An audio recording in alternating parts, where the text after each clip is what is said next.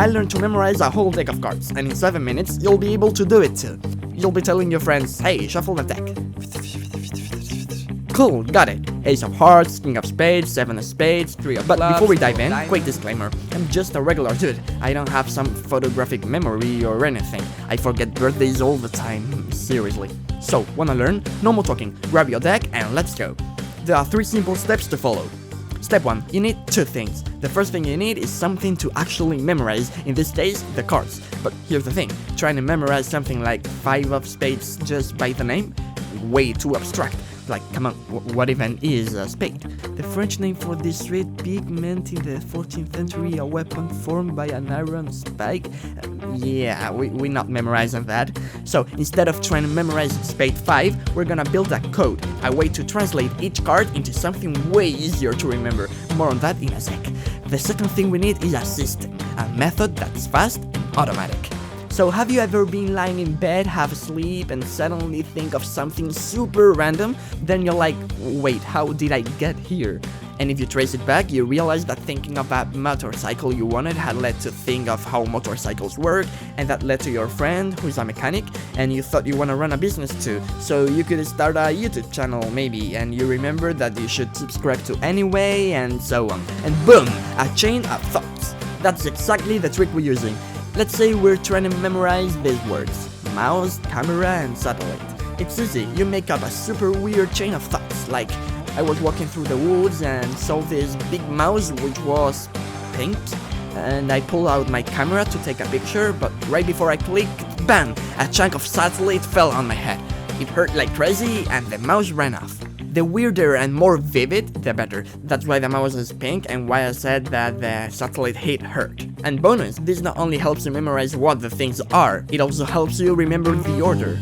So, now we have a method, but remember what I said earlier? It's way easier to remember mouse, camera, satellite than 3 of Clubs, 7 of Spades, King of Hearts.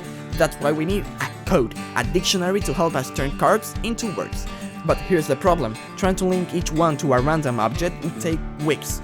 So here's the shortcut, we're gonna break cards down into 2 parts, the suit and the number, and assign each one a letter. Then we combine them to form words that are easier to remember. For example, let's say we want a word for the 6 of Clubs. We assign a letter to the number, for example S, and a letter to the suit, which is clubs, so C. Now we have S and C, which could be maybe the word scarf. And boom, the 6 of Clubs, it's now scarf in our story. Okay, and now, how do we turn numbers into letters? Streets are easy, you just take the first letter and ready to go. For clubs is C, for diamonds is D, H for hearts, and S for spades. Then with numbers, you can totally make up your own system or use mine, whatever works best for you. Just one tip, avoid vowels, we'll use those later to help build words.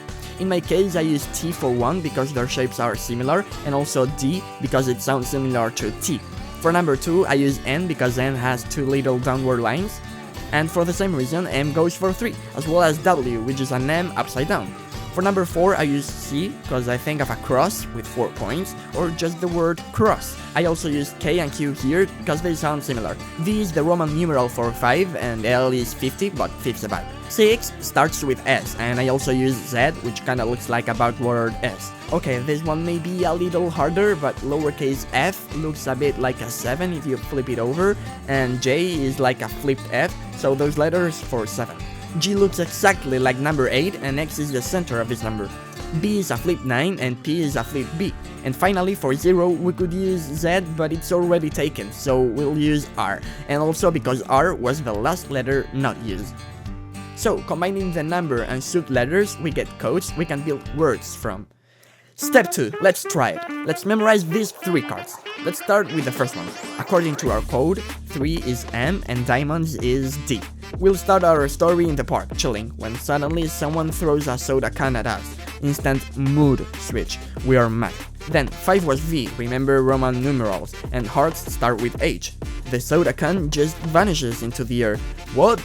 Finally, 8 of spades. 8 looked like a letter G, and spades start with S. So we whisper the story to someone nearby, full on gossiping.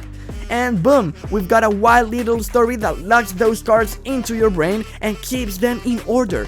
After a few days of practice, you'll start linking each card with just one object. Eventually you'll see a card and the matching word will pop into your head instantly, like magic. Final step, put it to the test.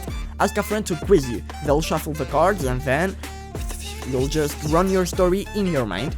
First, you remember the mood switch. Mood, M is 3, D is diamonds. Then the can vanished, so VH, 5 of hearts. And finally, you gossiped, so GS, 8 of spades. Once you've got the hang of it, memorizing all 52 cards in a few minutes is totally doable. And this isn't just for playing cards. It can also be used to memorize the Rubik's Cube and then solve it blindfolded, or to memorize hundreds of digits of pi and so much more. And what if we assign an object to every number from 1 to 52? You could even say, hey, pick a number. 23. That's the Queen of Hearts. Want a full video on how to do that? Drop a comment. Now, don't forget to hit subscribe if you want more videos like this. Have a nice day!